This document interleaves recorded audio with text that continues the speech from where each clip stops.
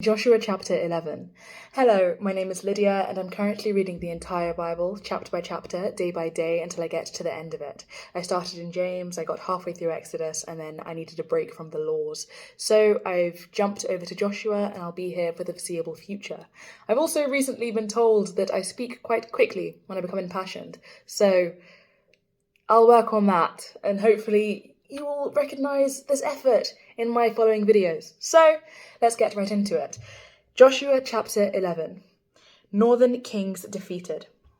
When Jabin, king of Hazor, heard of this, he sent word to Jobab, king of Madon, to the kings of Shimron and Akshaph, and to the northern kings who were Kinnereth in the western foothills and Naphoth Dor on the west, to the Canaanites in the east and west, to the Amorites, Hittites, Perizzites, and Jebusites in the hill country, and to the Hivites below Hermon in the region of Mizpah. They came out with all their troops and a large number of horses and chariots, a huge army, as numerous as the sand on the seashore. All these kings joined forces and made camp together at the waters of Merom to fight against Israel. The Lord said to Joshua, "Do not be afraid of them, because by this time tomorrow I will hand all of them over to Israel, slain. You are to hamstring their horses and burn their chariots." So Joshua and his whole army came against them suddenly at the waters of Merom and attacked them, and the Lord gave them into the hand of Israel. They defeated them and pursued them all the way to Greater Sidon, to Misrephoth-Maim, and to the valley of Mizpah on the east, until no survivors were left. Joshua did to them as the Lord had directed. He hamstrung their horses and burned their chariots. At that time Joshua turned back and captured Hazor and put its king to the sword. Hazor had been the head of all these kingdoms. Everyone in it they put to the sword. They totally destroyed them, not sparing anything that breathed, and he burned up Hazor itself. Joshua took all these royal cities and their kings and put them to the sword. He totally destroyed them, as Moses, the servant of the Lord, had commanded. Yet Israel did not burn any of the cities built on their mounds, except Hazor, which Joshua burned. The Israelites carried off for themselves all the plunder and livestock of these cities, but all the people they put to the sword until they completely destroyed them, not sparing anyone that breathed.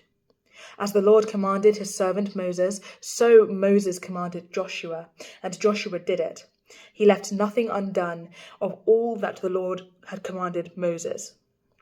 So Joshua took this entire land, the hill country, all the Negev, the whole region of Goshen, the western foothills, the Arabah, and the mountains of Israel with their foothills, from Mount Halak, which rises toward Seir, to Baal Gad in the valley of Lebanon below Mount Hermon. He captured all their kings and struck them down, putting them to death. Joshua waged war against all these kings for a long time. Except for the Hivites living in Gibeon, not one city made a treaty of peace with the Israelites, who took them all in battle. For it was the Lord himself who hardened their hearts to wage war against Israel, so that he might destroy them totally, exterminating them without mercy, as the Lord had commanded Moses. At that time Joshua went and destroyed the Anakites from the hill country, from Hebron, Debir, and Anab, from all the hill country of Judah, and from all the hill country of Israel. Joshua totally destroyed them and their towns. No Anakites were left in Israelite territory.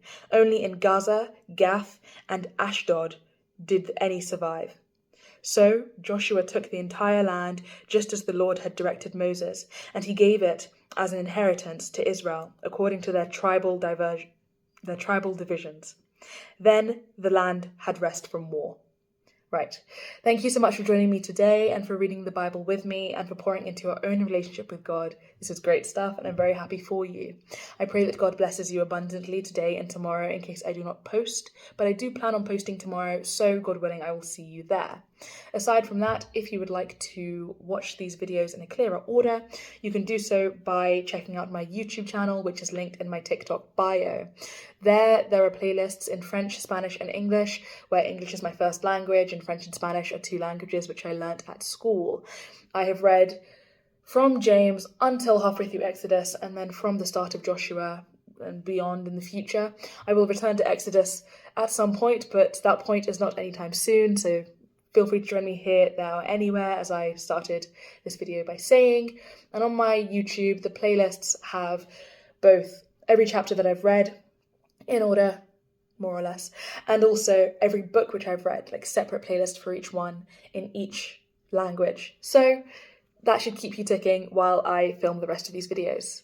God bless you, and God willing, I'll see you tomorrow. Bye.